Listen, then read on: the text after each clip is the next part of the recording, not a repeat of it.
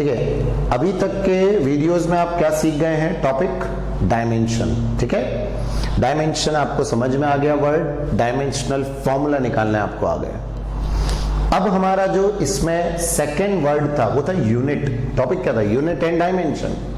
तो डायमेंशन तो आप सीख गए और यूनिट आपको मालूम तो है। हाँ सर, किसी भी एक फिजिकल क्वांटिटी की कई सारी यूनिट होती हैं, केजी, ग्राम, क्विंटल, कई सारी यूनिट्स हैं। बट सर ये होता क्या है? अब इसकी डेफिनेशन और ये सब तो हम क्या कहने जा रहे हैं, यूनिट्स में वर्ड है व्हाट इज फिजिकल यूनिट्स। आप समझ गए, फिजिकल क्वांटिटी को नापने के लिए जो यूज होगा, दिस इज फिजिकल यूनिट। और इस फिजिकल यूनिट में पहला वर्ड देखिए, द स्टैंडर्ड अमाउंट। आप समझ रहे हैं, स्टैंडर्ड अमाउंट। मैं आपसे कहूं कि मेरे हिसाब से इतना बड़ा 1 किलो होगा, इतना बड़ा लोहे का टुकड़ा, तो आप मानेंगे क्या? नहीं सर, जो है वही है 1 किलो। तो या मैं आपसे कह दूं कि मैं तो इतने से कोई 1 किलो कहता हूं, तो भी नहीं मानेंगे। तो मेरा पॉइंट ये है कि हमारे मानने नहीं मानने से कुछ नहीं है, ये सब एक स्टैंडर्ड फिक्स है कि भाई इतना amount of a physical quantity. अब वो चाहे मास हो चाहे लेंथ हो, लेंथ होगी तो इतना अमाउंट बोले तो ये डिस्टेंस।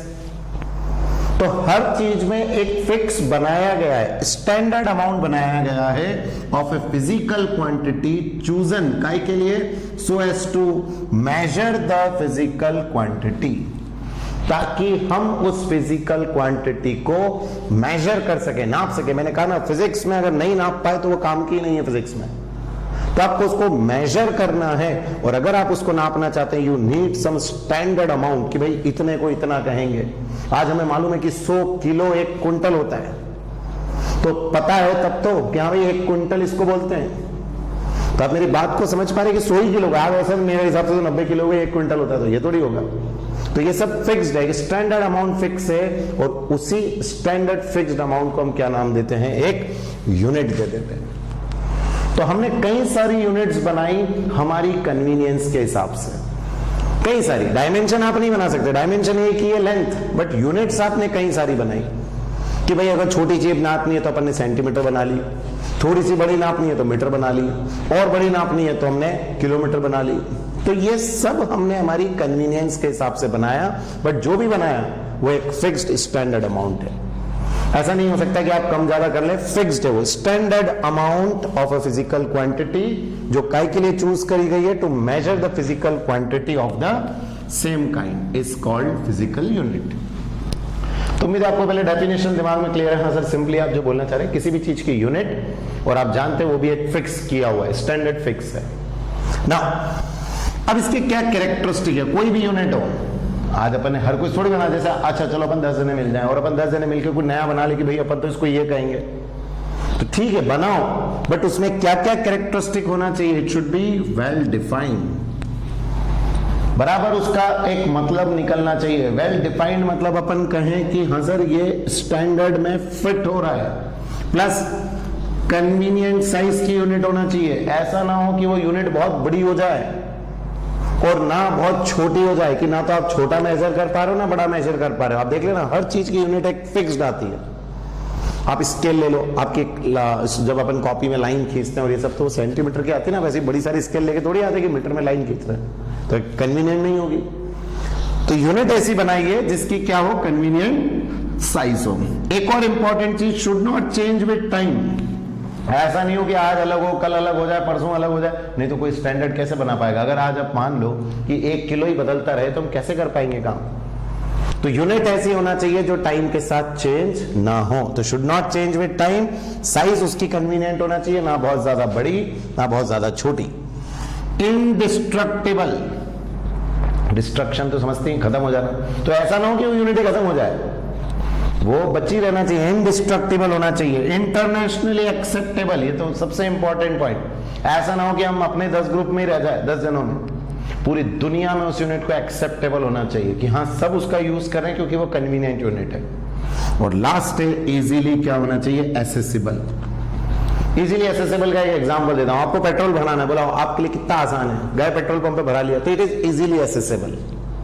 तो जो चीज आसानी से अपने ग्रेस्प में हो, अपने पास हो, तो वैसे यूनिट जो है वो भी आप आसानी से अप्रोच कर सकें। नहीं तो पता बोला ऐसी यूनिट बना दी कि आपको मिल ही नहीं रही है, कहां होती है क्या है, वो नहीं, इजीली एक्सेसिबल होना चाहिए। तो ये सारे पॉइंट हमारे पास हैं एक यूनिट के, सब दिमाग में बस अपने को याद क्या रखना है कि सर व्हाट इज यूनिट। तो आप समझ गए किसी भी चीज को अगर आपको मेजर करना है, नापना है, तो यू नीड सम यूनिट, और उस यूनिट के भी कई सारे कैरेक्टरिस्टिक है जो ये रहे। अगर आप एक नई यूनिट बनाए तो इनका ध्यान रखें कि अपने को ये चीजें उसमें होना चाहिए। और रहा सिस्टम ऑफ यूनिट जो कि हम पहले ही पढ़ चुके हैं, आपको आता भी है। कौन कौन से सिस्टम हम पढ़ चुके हैं? सीजीएस सिस्टम ऑफ यूनिट, फिर एफपीएस सिस्टम ऑफ यूनिट, फिर एमकेएस सिस्टम ऑफ यूनिट, और फिर लास्ट में आया था कौन सा? SI system. तो ये भी आपको मालूम है सर, ये सिस्टम ऑफ यूनिट्स हैं। और एक और चीज मैं आपको क्लियर कर दूं, देखिए जो हमारे पास क्या है, फंडामेंटल क्वांटिटीज जो हमारे पास हैं, इन फंडामेंटल क्वांटिटीज में जैसे पहली है मास, फिर है लेंथ, फिर है टाइम, फिर है टेम्परेचर, याद हो गई होंगी अब तो आपको, then current, then luminous intensity, और लास्ट क्वांटिटी ऑफ मैटर। बताओ ये सब आपके पास क्या हो गई? Fundamental quantities. और अब इनकी यूनिट, मास की unit is the KG, but कौन सी यूनिट? SI unit. इनकी सबकी सीजीएस, एफपीएस सारी यूनिट्स होती है, बट हमें कौन सी यूनिट्स फॉलो करनी है और याद रखनी है? एसआई। और कुछ कुछ जगह पर हम सीजीएस भी इस्तेमाल करेंगे, दोनों तो आप ये समझ लो खत्म हो गए। वैसे भी कहते हैं एमकेएस तो एसआई में कन्वर्ट हो गया। अब बचा एफपीएस जिसका यूज बहुत बहुत कम है। तो दो ही सिस्टम हमको मेन याद रखना है। तो what is the SI unit of mass? KG. What is the SI unit of length? Metre. What is the SI unit of time? Second. What is the SI unit of temperature? Kelvin. मैं पूरा लिख देता हूं, नया हूं आपके लिए तो केल्विन। करंट, ये तो आप सबने अभी पढ़ा, एम्पियर। ल्यूमिनस इंटेंसिटी, कैंडेला, इसको लिखते हैं सीडी से। और क्वांटिटी ऑफ मैटर होता है मोल, इसको लिखते हैं एमओएल से। तो ये सारी इनकी एसआई यूनिट है। कौन सी क्वांटिटीज की? फंडामेंटल क्वांटिटीज, या एक और आप कहते हैं बेस क्वांटिटीज। और ये जो बनी इनको हम कहेंगे कौन सी यूनिट? बेस यूनिट्स या फंडामेंटल यूनिट्स। तो डायमेंशन तो ये है, ये यूनिट है। बोलो दिमाग में आया ना, यूनिट्स एंड डायमेंशन। अब एक नई चीज सुनना, नई चीज क्या है? हमारे पास दो सप्लीमेंट्री यूनिट्स भी होती हैं। सप्लीमेंट्री यूनिट्स, और इन सप्लीमेंट्री यूनिट्स में दो हैं। पहला तो है आपका प्लेन एंगल,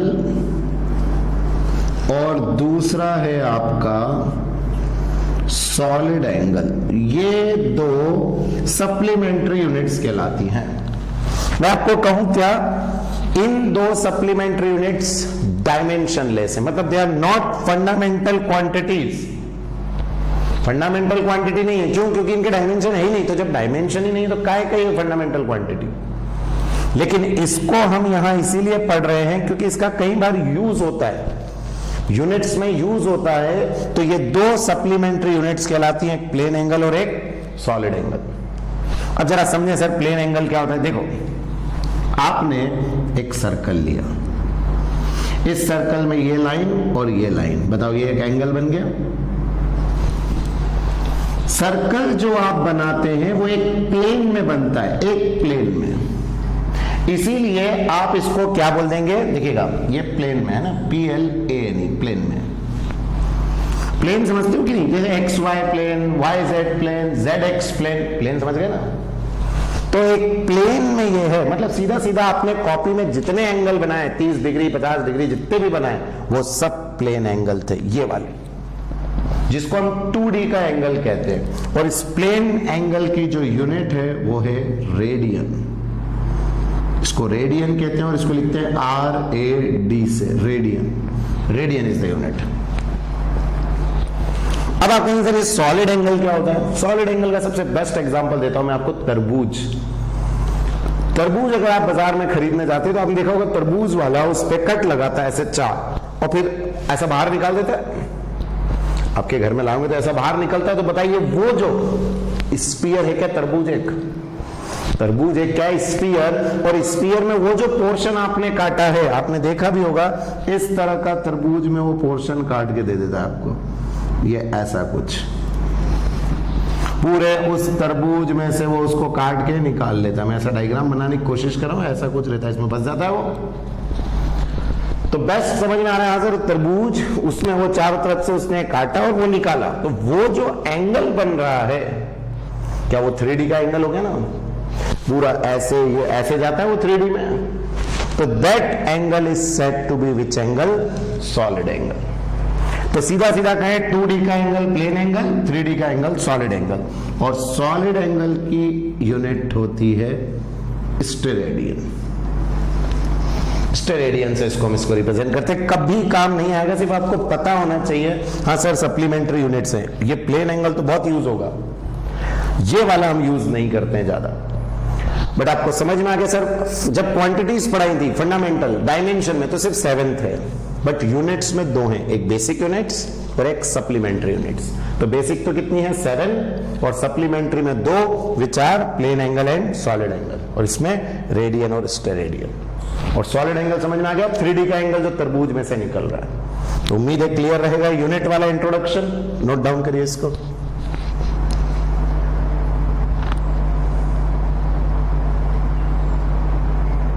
ठीक है, नेक्स्ट है यूनिट्स में। अब आप यूनिट्स में सीख गए फिजिकल यूनिट्स, उसके कैरेक्टरिस्टिक। अब इंपॉर्टेंट वर्ड है, ये आपके स्कूल एग्जाम में बहुत आएगा, है ना? अभी जब एग्जाम देंगे आप तो उसमें बहुत यूज होता है। What is coherent system of units? What is coherent? आपको मैंने अभी पढ़ाया there are many system of unit, CGS, MKS, FPS, और लास्ट में पढ़ा SI, जो कि पूरे दुनिया में एक्सेप्टेबल है। और अब मैं आपसे पढ़ाने जा रहा हूं कि जो SI सिस्टम है वो ही कोहेरेंट सिस्टम है। बट सर क्या मतलब है कोहेरेंट से, आप क्या कहना चाह रहे हैं? तो कोहेरेंट का ये मतलब होता है कि अगर हमें एक यूनिट से दूसरी यूनिट कन्वर्ट करना है तो हमको उसमें कोई न्यूमेरिकल वैल्यू यूज नहीं करना पड़ती है। आपको ये क्लियर नहीं होगा जब तक मैं एग्जांपल नहीं दूंगा। देखिए 1 इंच के अंदर होते हैं 2.54 सेंटीमीटर। तो मैं आपसे कहने जा रहा हूं inch is not a coherent unit. बोलो क्यों? क्योंकि सर जब हम इसको एक यूनिट से दूसरे में बदलने की कोशिश कर रहे हैं we have to use some numerical value, कुछ हमें यहां यूज करना पड़ रहा है। तो अगर मैं कौन से सिस्टम की बात करता हूं कोहेरेंट, तो कोहेरेंट वो है जिसमें यहां कोई न्यूमेरिकल वैल्यू नहीं यूज होती है, सिर्फ मल्टीपल ऑफ 10s यूज होते हैं।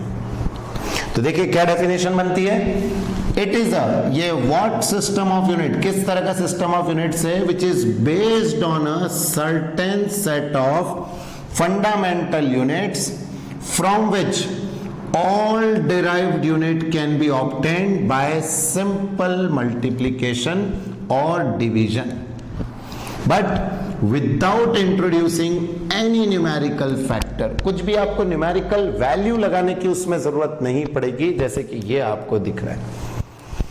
सिंपली या तो मल्टीप्लाई करना होगा या डिवाइड करना होगा, 1/10, 1/100, या मल्टीप्लाई बाय 10 या मल्टीप्लाई बाय 100। मतलब बहुत ही इजीली आप एक यूनिट से दूसरी यूनिट को कन्वर्ट कर पाएंगे। बस इसी को हम कहते हैं कोहेरेंट सिस्टम, और ये किस में होता है? SI में। तो आप समझ पा रहे हैं व्हाट इज कोहेरेंट? और मैं फिर कह रहा हूं ये स्कूल में बहुत इंपॉर्टेंट है, आएगा what is coherent system of unit, तो आपको डेफिनेशन लिखनी होगी कि कोहेरेंट वो सिस्टम ऑफ यूनिट है which is based on certain set of fundamental units. Fundamental units मालूम है ना, केजी, अभी आपने पढ़ी एम्पियर, मीटर, उन पे बेस्ड है कि उनसे हम किसी भी डिराइव्ड की निकाल लेंगे बट कोई न्यूमेरिकल वैल्यू मल्टीप्लाई नहीं करना पड़ेगी। तो फर्स्ट हमें ये क्लियर होता है सर व्हाट इज कोहेरेंट। और अब है इसी पे कि हम अगर चारों सिस्टम में से CGS, MKS, इन सब में से किसको प्रेफर कर रहे हैं, SI, तो कुछ तो रीजन होना चाहिए ना सर, SI के क्या एडवांटेज है। तो सबसे पहला एडवांटेज एक तो वो कोहेरेंट सिस्टम है, दूसरा है रैशनल सिस्टम ऑफ यूनिट्स है इसमें। नया वर्ड सर, ये रैशनल सिस्टम क्या होता है समझना है।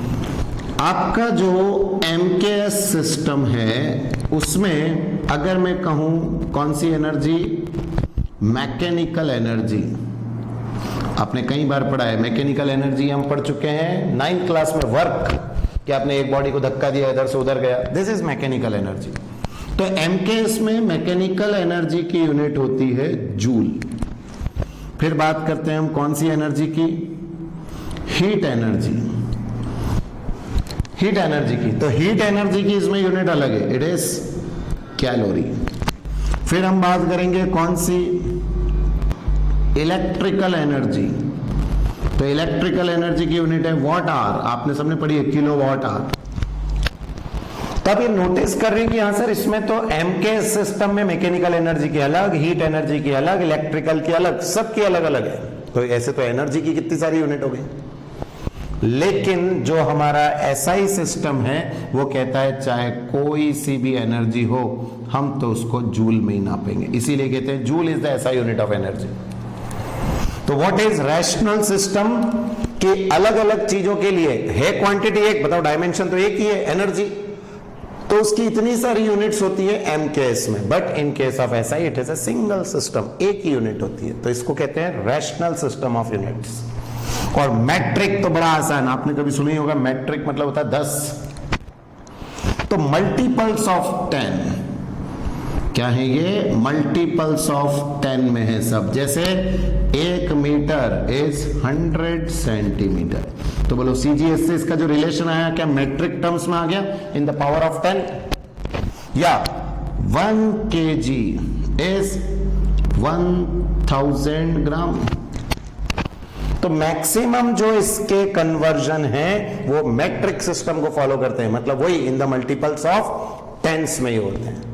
10 की पावर 1, 10 की पावर 2, 10 की पावर 3, वो कितना भी हो सकता है, बट रहेंगे सब 10 के टर्म्स में।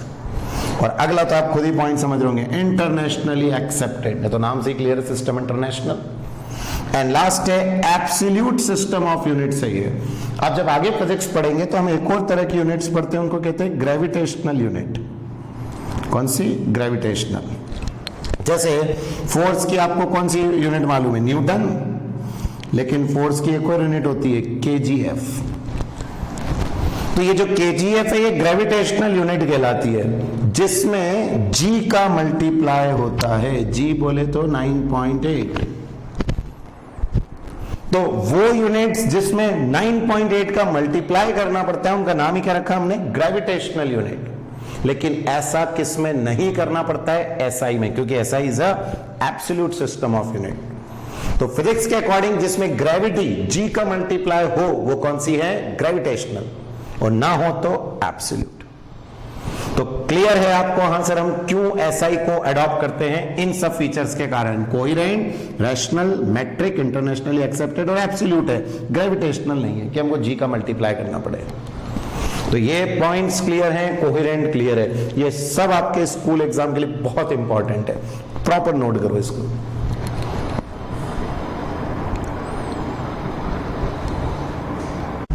देखिए अब अपन फिजिक्स में ये पूरे 11, 12 सब में काम आएगा, क्या है, एब्रिविएशंस इन पावर ऑफ 10। अभी आपने पढ़ा कि नहीं SI सिस्टम, आपने क्या कहा, SI system is a matric system जिसमें हर चीज 10 की पावर में या डिवाइड में।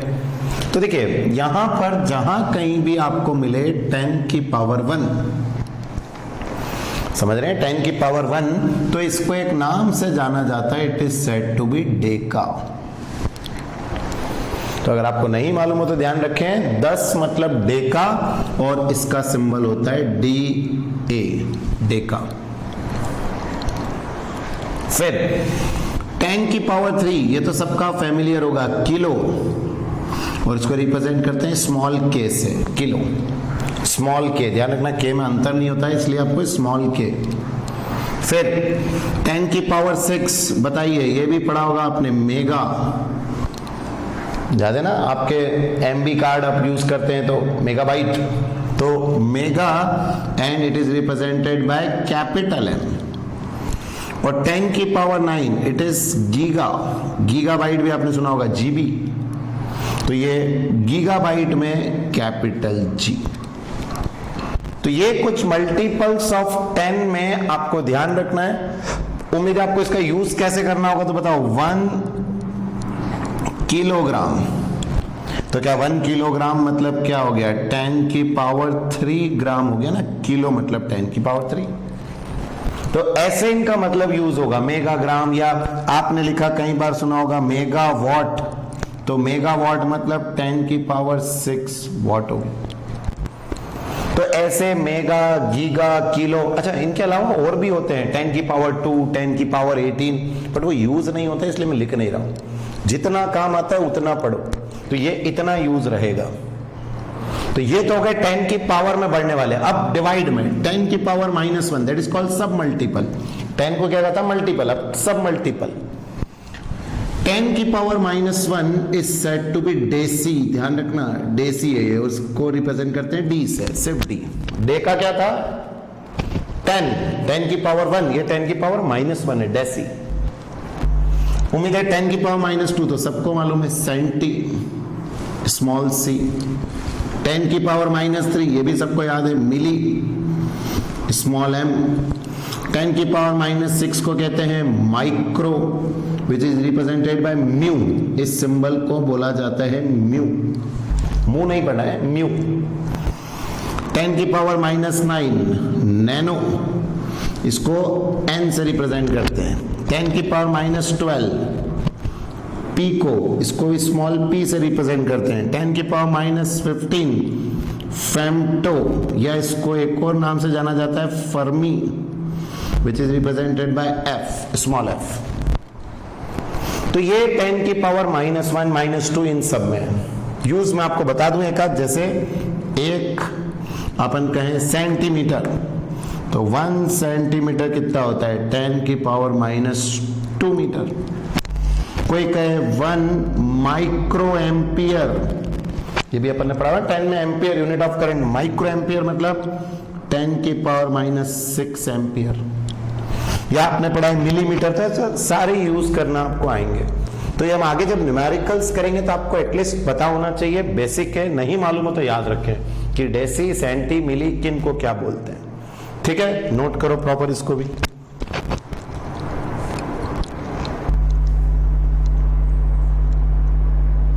ठीक है, नेक्स्ट है हमारे पास, अब ये भी स्कूल के लिए और कंसेप्ट बनाने के लिए बहुत important, different types of variable and constant. उम्मीद है इतना तो मैथमेटिक्स आप समझते होंगे।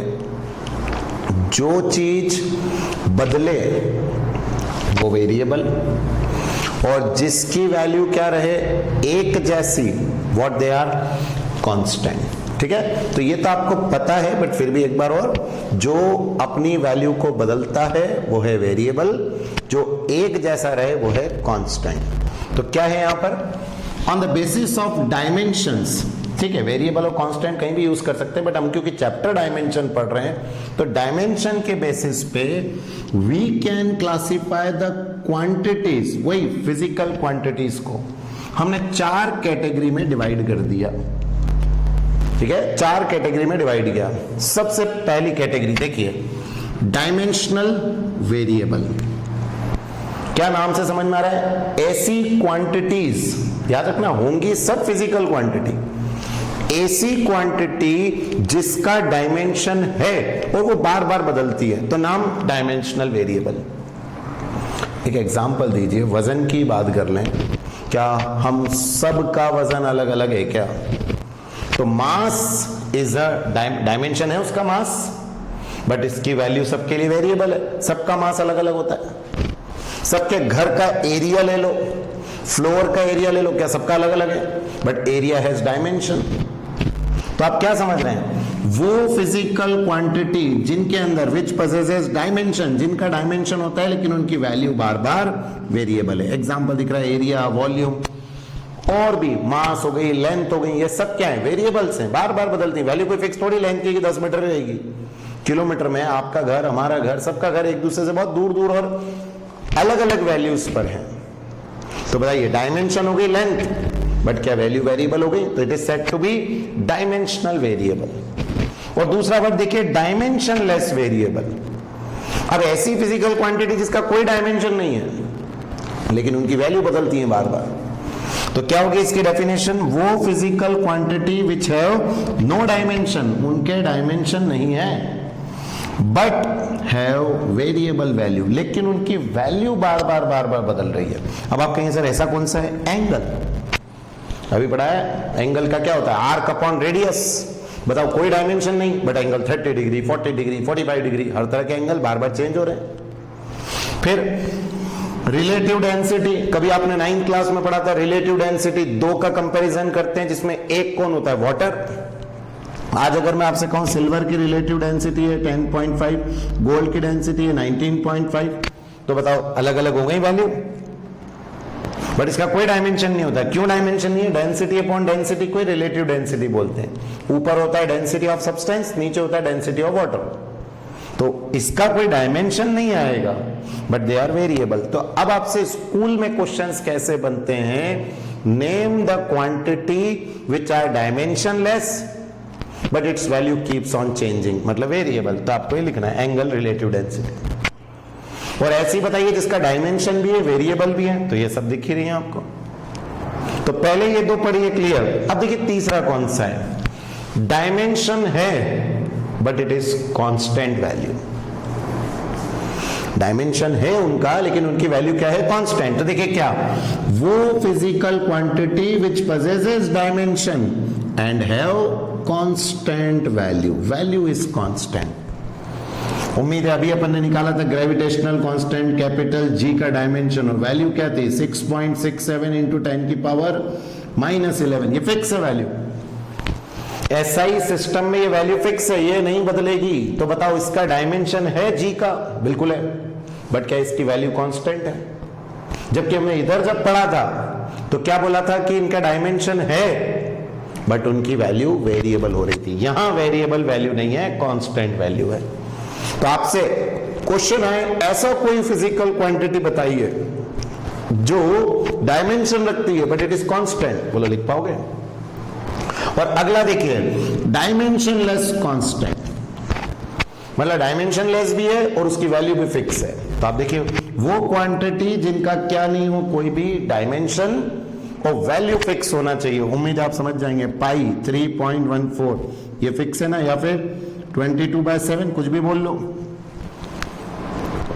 तो बताइए इस केस में क्या वैल्यू इज फिक्स्ड, और आपको पता होना चाहिए और ध्यान रख लो, दिमाग में फिक्स कर लो, नंबर की कभी कोई वैल्यू नहीं होती। ऐसे ही एक्सपोनेंट, इसकी भी वैल्यू है 2.713 but it is also constant, fix है, एक्सपोनेंट की वैल्यू फिक्स होती है, बट इसका और नंबर है, नंबर जैसे ही आया इट इज डायमेंशनलेस। तो बताओ चार क्या हो गए, पहला तो जिसका डायमेंशन है और वेरिएबल, और दूसरा जिसका डायमेंशन है और कांस्टेंट, फिर तीसरा जो डायमेंशन लेस है और वेरिएबल, और चौथा जो डायमेंशन लेस है लेकिन कांस्टेंट। तो कंसेप्ट क्लियर हो रहा है। यहां से डायमेंशन के बेसिस पे we have 4 types of physical quantity. तो हमने जो शुरू में पढ़ी थी फिजिकल क्वांटिटी जिसको आप क्या कर सकते थे, मेजर, अब हमने उनको 4 में डिवाइड कर दिया। कैसे 4? 2 कांस्टेंट, 2 वेरिएबल, एक डायमेंशन, एक डायमेंशनलेस। तो आएगा समझ में, बहुत इंपॉर्टेंट है स्कूल के लिए, बना लो इसको। चलिए अब आगे बढ़ते हैं डायमेंशंस में। और अब अभी तक तो सब एक तरह से समझो इंट्रोडक्शन था, डायमेंशन, यूनिट्स, आपको डायमेंशनल फॉर्मूले निकालना आ गए, dimensional constant, dimensional variable, dimension less constant, dimension less variable, सब पता चल गया। अब हमारी बारी आ रही है नेक्स्ट, वो है एप्लीकेशन। मुझे उम्मीद है अगर आपको मालूम होता है एप्लीकेशन मतलब यूज होता है ना, कैसे इसका इस्तेमाल करना है। तो यूज ऑफ, काय का यूज, डायमेंशनल एनालिसिस। अब आप कुछ पढ़ रहे हैं, डायमेंशन निकाल रहे हैं, तो कुछ तो इस्तेमाल होना चाहिए ना इसका, करकाई के लिए रहे। तो अब हम इसके यूजेस पढ़ेंगे और यही हमारा चैप्टर है, the most important. NEET, IIT और स्कूल एग्जाम तीनों के लिए बहुत इंपॉर्टेंट है। अब यहां से क्वेश्चन शुरू होंगे फिजिक्स में। तो देखिए मैं क्या कहना चाह रहा हूं, पहले हम इसका यूज पढ़ रहे हैं, अब किसका, डायमेंशनल एनालिसिस का। क्या है, the method of studying a physical phenomenon, किसी भी फिनोमिनन की स्टडी करना काय पे, on the basis of dimension के बेसिस पे। अभी जब हम पढ़ेंगे, जैसे आप आज सब जानते हैं S equal to UT plus half AT square, तो आप बताइए ये जो इक्वेशन है ये किसी फिजिकल फिनोमिनन पे है ना, कि एक गाड़ी चल रही है उसमें इतना एक्सेलरेशन है, ये वो। तो यहां हम क्या बात कर रहे हैं, हम स्टडी करेंगे कोई भी फिजिकल फिनोमिनन, बॉल का फेंकना, गाड़ी का चलना, किसी भी तरह से, बट किसकी मदद से, by the use of dimension, is called dimensional analysis. तो आप तो सीधा सीधा याद रखिए डायमेंशन का इस्तेमाल करना है, और अब हम इसका काय में इस्तेमाल करेंगे, और ये 3 हमारे द मोस्ट इंपॉर्टेंट टॉपिक। और स्कूल एग्जाम में मेन होता है कि what are the uses of dimension, तो स्कूल के लिए तो ये भी याद करना है आपको, क्या है पहला यूज, और यही फिर डिटेल टॉपिक है, मतलब समझना ये टॉपिक 3 अब हम डिटेल में पढ़ेंगे। पहला करेंगे check the correctness of a given physical relation, क्या होता है अभी आगे आ रहा है। फिर to derive a relationship between different physical quantities, अब आप समझते हैं सर फिजिकल क्वांटिटी में रिलेशंस, जैसे मैं एक एग्जांपल लिखता हूं F इक्वल टू ma, तो it is a relation between different physical quantity, force, mass, acceleration, ऐसा डिराइव करेंगे हम बाय यूजिंग डायमेंशन।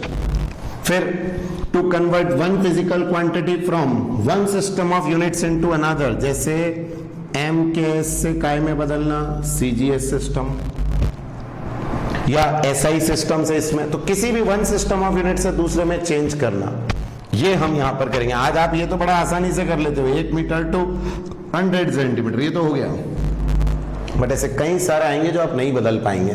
जब मैंने लिख दिया 1 जूल, बताओ कितने अर्ग होता है, अर्ग इसकी CGS यूनिट है।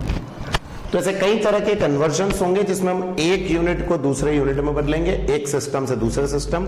दूसरा हम रिलेशनशिप निकालेंगे कई सारे फिजिकल क्वांटिटी में, और तीसरा हम पढ़ेंगे करेक्टनेस ऑफ द रिलेशन, कि कोई भी इक्वेशन अगर आप लिख रहे हैं, जैसे यही लिखा मैंने F इक्वल टू ma, तो ये सही भी है या ऐसे ही लिख दिया अपन ने, ये सब चेक किया जाएगा। तो बताओ तीनों यूज अभी डिटेल में पढ़ेंगे, अभी तो सिर्फ ऐसे मतलब आपने लिखा हुआ देखा कि हाँ सर है क्या। तो आप इतना जो चैप्टर पढ़ के आए हैं डायमेंशन, अब इसका इस्तेमाल करेंगे हम फिजिक्स में, क्या काम है, तो इसको तो स्कूल के लिए नोट कर लो आप।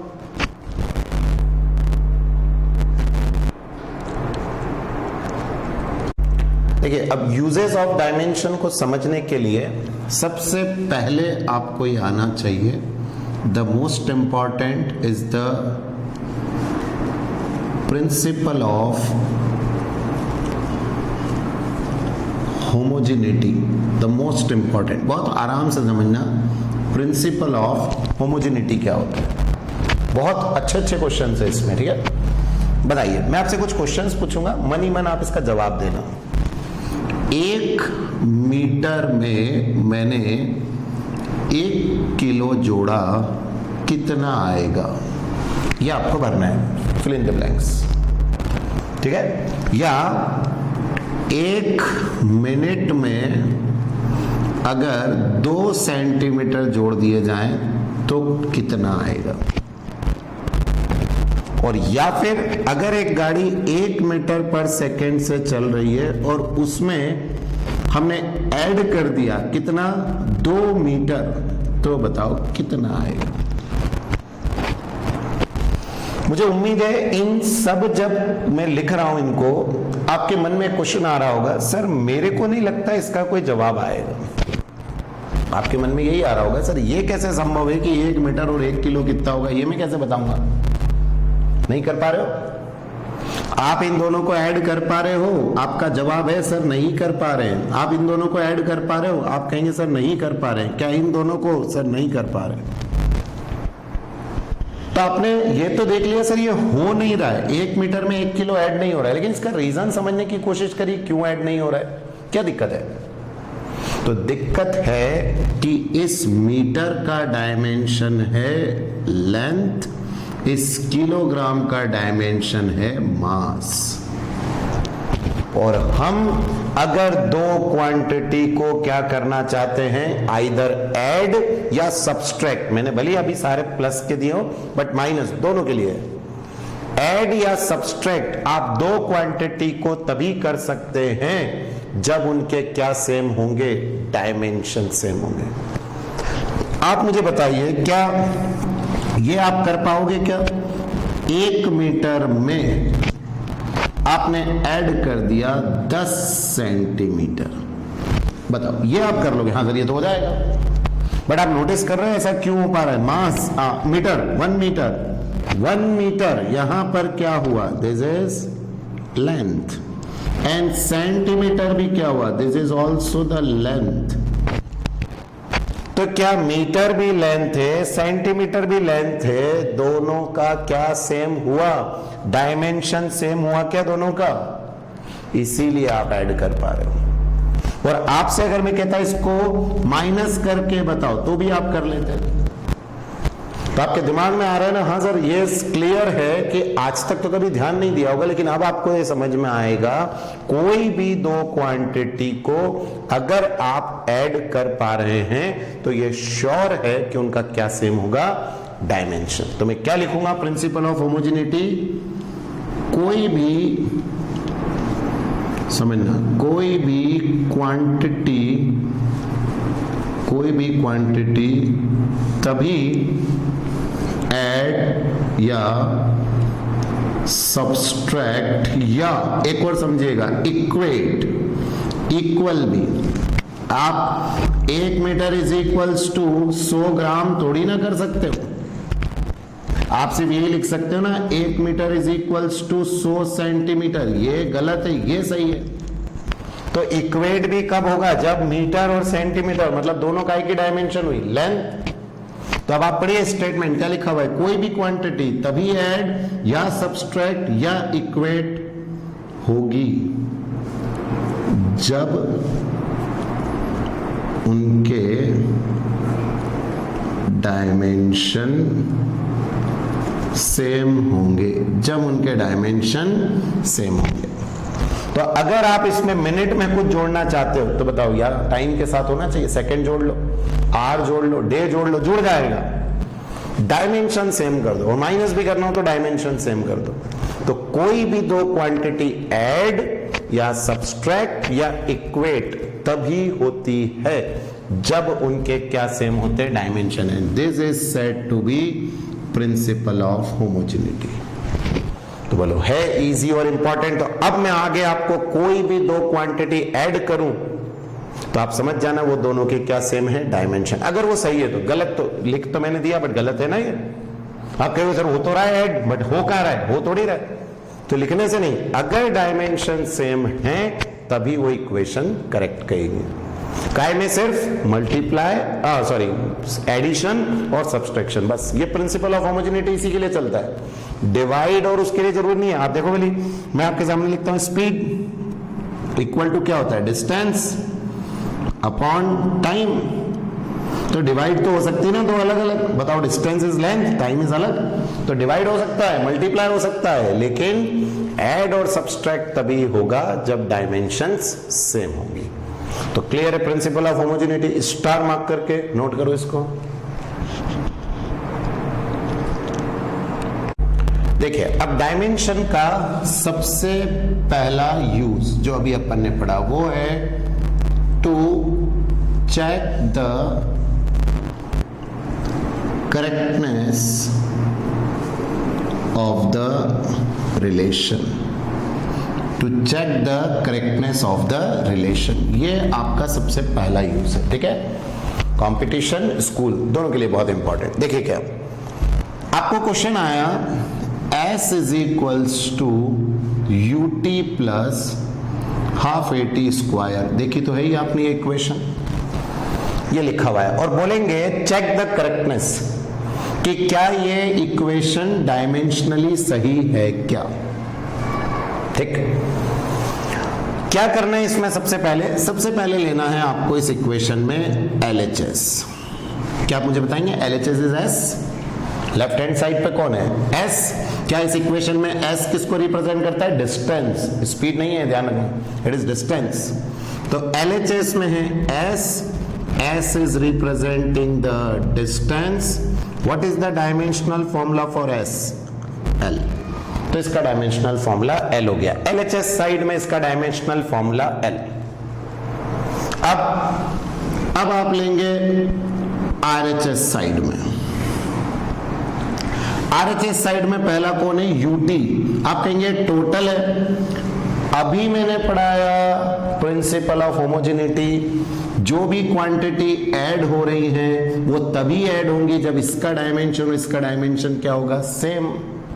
तो मुझे यही तो चेक करना है क्या ये सही है कि नहीं पूरी इक्वेशन।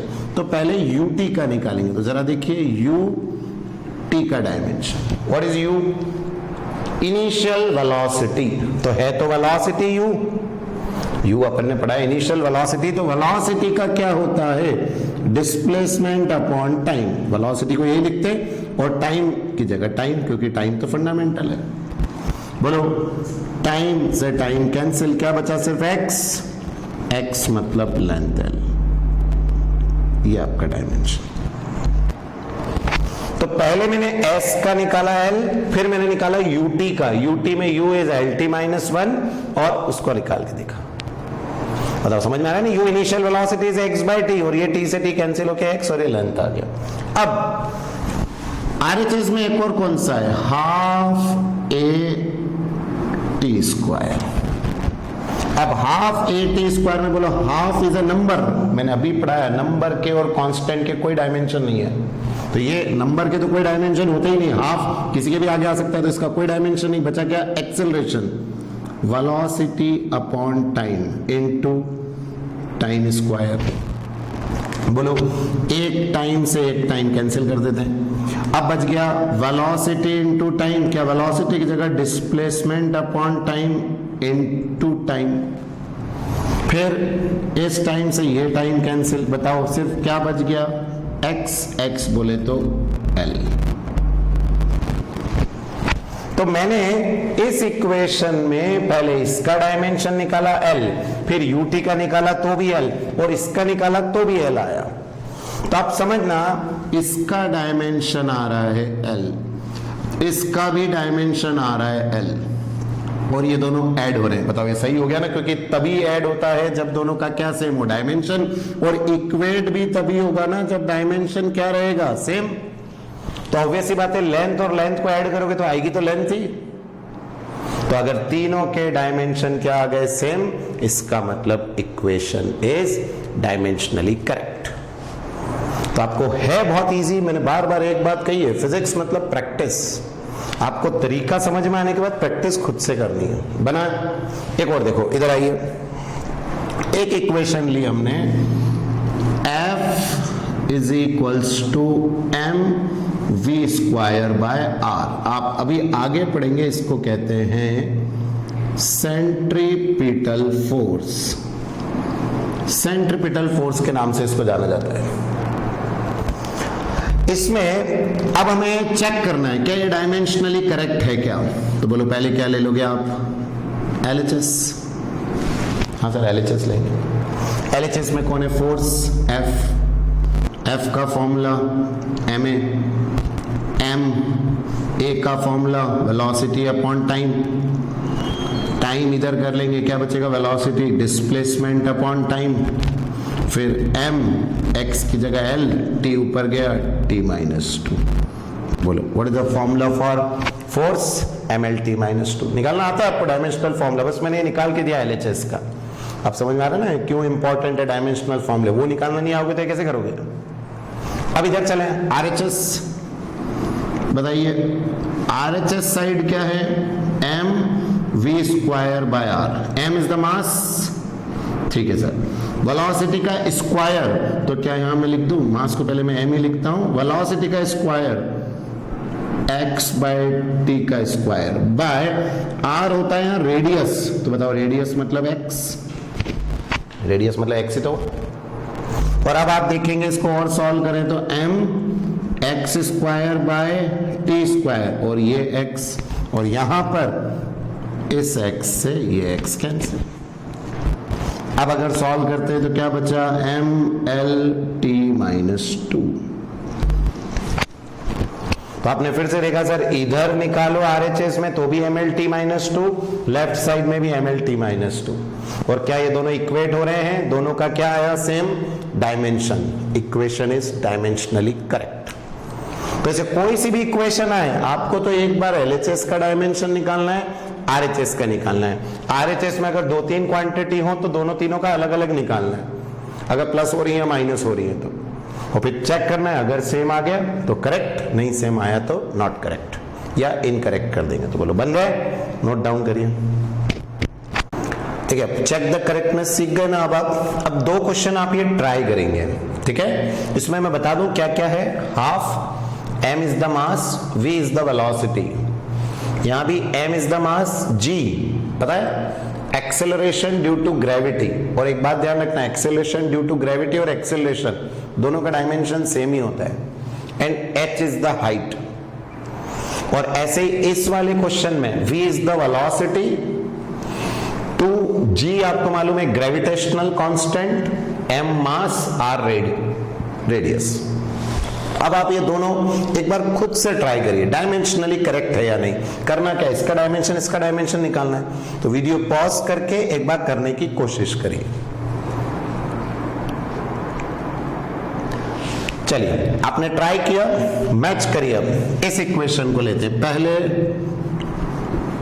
LHS क्या है, LHS हाफ mv²।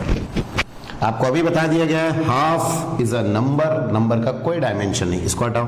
बचा mass m, velocity is displacement upon time का स्क्वायर, फिर mass x² divide by t², and then mass की जगह m आ गया ना सब फंडामेंटल में। अब क्या है, L² और t-2। तो what is the dimensional formula, ml² t-2। ये LHS का हो गया। RHS का निकालते हैं। अब आपने लिया RHS में mgh, m is the mass, what is g, acceleration, velocity upon time.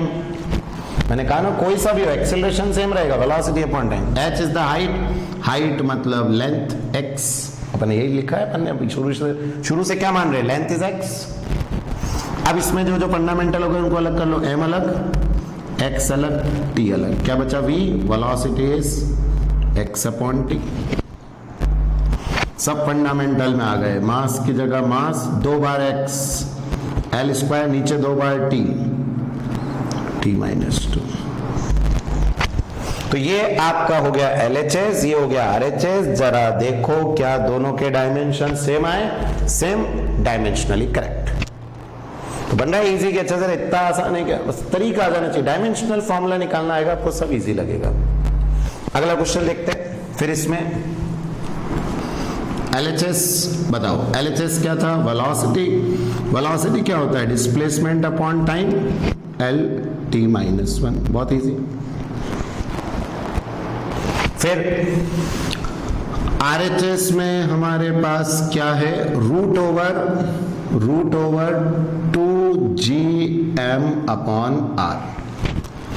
√2 बोलो 2 नंबर का कोई डायमेंशन नहीं है, इसको अलग कर दो। बचा g, तो रूट ओवर g का क्या डायमेंशन होता है, आपने निकाला पहले, m-1 L³ t-2। याद होना चाहिए आपको, ये g का। फिर मास m, वापिस m रख लो, ये मास का m। r या रेडियस बोलो, क्या हो जाएगा, l। क्या आप देख पा रहे हैं, यहां m पे पावर 1 है और यहां m पे पावर -1 है, कैंसिल आउट। यहां l और यहां l की पावर 3, कैंसिल आउट। क्या बच गया, रूट ओवर, ऊपर बचा L², एक l कैंसिल और t-2, m भी कैंसिल हो गया। रूट में से बाहर निकालेंगे तो L-t-1, ये यहां पर आ गया। L² भी बाहर आएगा, L-t-2 भी बाहर आएगा, -1। रूट तो सॉल्व करना आता ही है। क्या आया, L-t-1, LHS भी L-t-1, RHS भी L-t-1। तो आपको तो सिर्फ यही चेक करना है, अगर दोनों तरफ LHS RHS में सेम हो जाए, डायमेंशनली करेक्ट हो गया। तो वैसे कई सारे क्वेश्चन सब आपको आएंगे, आपको तरीका पता चल गया और प्रिंसिपल ऑफ होमोजेनिटी याद रखेंगे। कोई भी दो क्वांटिटी ऐड और सब्सट्रैक्ट तभी करना है जब उनके डायमेंशन क्या हो, सेम हो। इस तरह के और भी क्वेश्चंस करेंगे, नोट डाउन करो इसको।